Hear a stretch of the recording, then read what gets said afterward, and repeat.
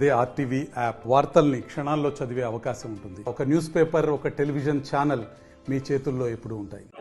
శాసనసభ్యులు వినోద్ గారితో పాటు మరియు చెన్నూరు ఎమ్మెల్యే వివేక్ గారితో పాటు పాదయాత్ర చేయడం జరిగింది.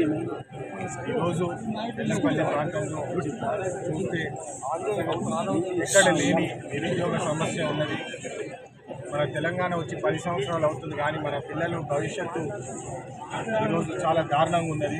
బీకామ్ ఎంబీఏలు చదువుకొని పిల్లలు ఈరోజు ఆటోలు నడుపుకున్న పరిస్థితి ఉన్నది. దీన్ని ఖచ్చితంగా తీర్చిదిద్దాల్సిన అవసరం ఉన్నది. ఎందుకంటే మనం అనుకున్న తెలంగాణ ఒకటి, ఈరోజు మనకు టీఆర్ఎస్ ప్రభుత్వంలో గత 10 సంవత్సరాలు చూసిన తెలంగాణ ఒకటి. తెలంగాణ ప్రభుత్వం మన రాష్ట్రాన్ని దోచుకొని దౌర్జన్యాలు చేసి ప్రజలను ఇబ్బంది పెట్టింది. ప్రజలు 4 నెలల క్రితం గట్టి చెంపదెబ్బిచ్చి మన టీఆర్ఎస్ పార్టీని ఘోరంగా ఓడగొట్టారు. ఇప్పుడు ప్రజాపాలనలో మీరు 4 నెలల్లో చూస్తున్నారు. 6 గ్యారంటీల్లో 5 గ్యారంటీలు అమలైనాయి.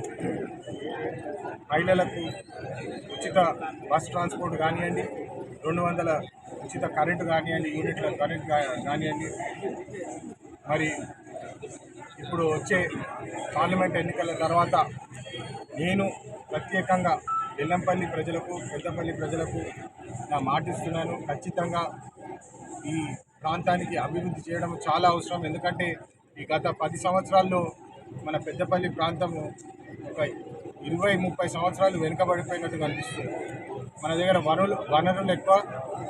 ఇక్కడ గవర్నమెంట్ సంస్థలు తీసుకొచ్చే చాలా అవసరం ఉన్నది.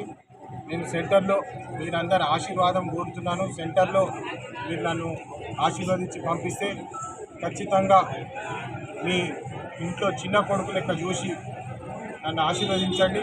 నేను సెంటర్లో పోయి నిధుల కోసం పోరాడి మరీ ఇక్కడికి తీసుకొస్తాను. ఇక్కడ సమస్యలన్నీ పూర్తిగా మన అభివృద్ధి వాటిలో నడిపించాలని చెప్పి మీ అందరికీ మరొకసారి మాటిస్తూ, కాక గారు తెలంగాణ కోసం పోరాడినారు. మన పిల్లల భవిష్యత్తు మంచి దారిలో పెడతామని చెప్పి పోరాడినారు.